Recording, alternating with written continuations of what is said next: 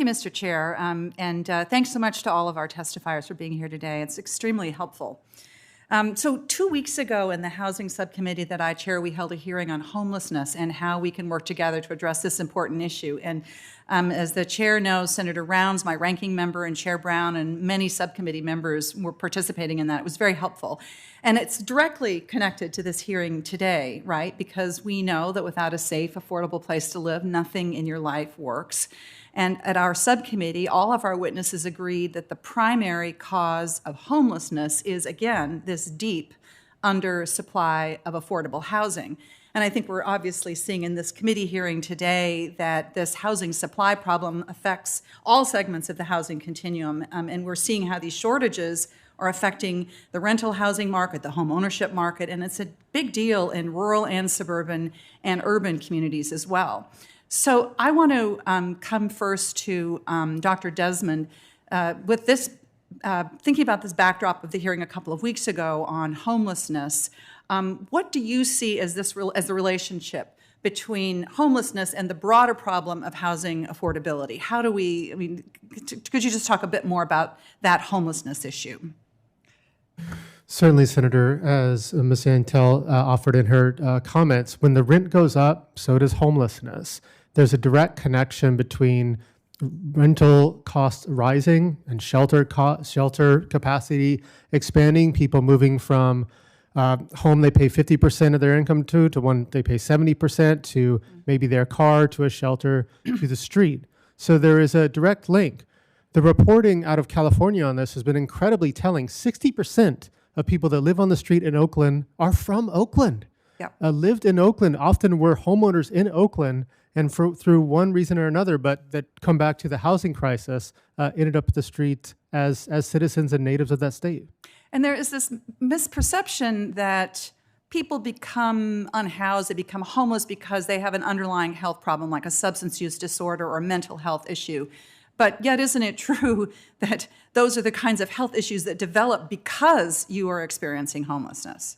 Both can be true, but the intervention is very clear. You know, when we provide families homes first, no matter their mental health state or their struggles with addiction or other social problems they might be facing, when we intervene in their housing situation, they get healthier, they can take their medication, we can provide stable and consistent mental health interventions. So, you know, it's not rocket science. You know, the solution is housing. The solution is housing, and this is not like we don't know what to do. It's just a question of whether we have the will to do it. Some would argue that, so we acknowledge that there is a severe supply challenge with affordable housing. Some would argue that strategies like rental assistance have basically serve to fuel demand for housing, thereby driving up housing costs, that it isn't a supply-side tool. Is that accurate? Ms. Yentl, would you like to respond to this? I mean, doesn't rental assistance make the economics of affordable rentals work better for developers and rental property owners? Yes. So when it comes to very low, extremely low-income households, the amount that they can pay in rent without subsidy doesn't cover the costs to build and operate housing. So federal intervention in the form of subsidy is necessary. And housing choice vouchers are highly effective in communities where there is a sufficient supply of homes, but the people living in them can't afford them.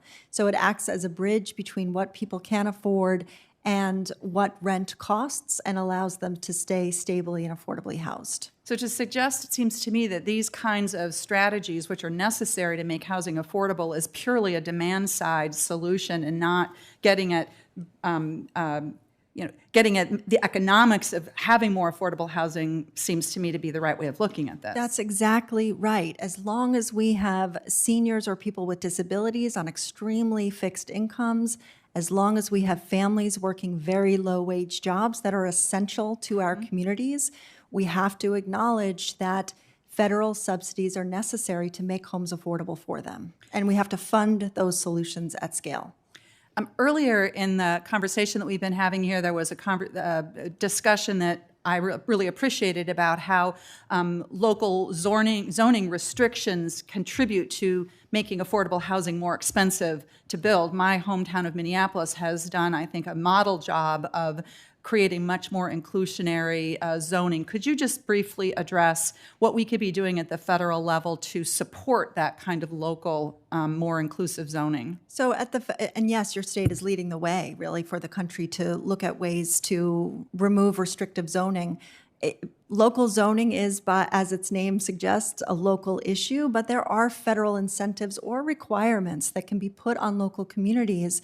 If we look at the large pots of money that states and localities need to run their communities, we should put incentives or requirements on those funds for local communities to do more to remove restrictive zoning. Until we address all of the restrictive zoning that's inhibiting the supply of any kinds of apartments, and especially affordable apartments, even if we're successful in getting the level of funding that we need from the federal government, we won't be able to build. So the federal government should use the levers it has at hand to incentivize or require communities to do more. Thank you very much. Thank you, Mr. Chair.